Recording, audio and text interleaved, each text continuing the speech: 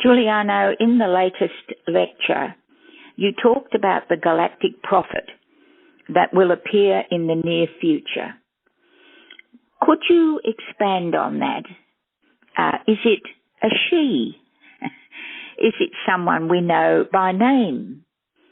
And how will this higher being appear?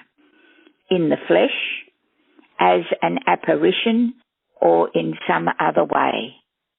Thank you.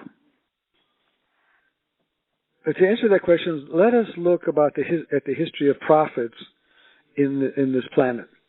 And if you study the prophets, then you see that each one of them had an activation period.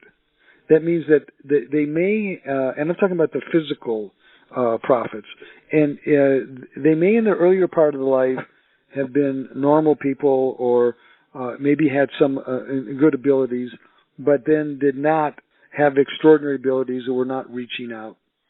But then they were having an activation, whether it be in the desert, whether they went to a mountain, whether they went into a cave, but they were each time this dynamic period of activation opened them up and allowed what I call a cohabitation. And the cohabitation could be designated as a galactic cohabitation. So this is the first choice.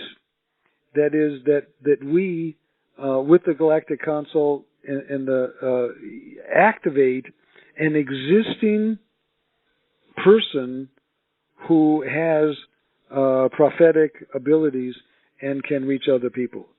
So I would say that would be our first choice.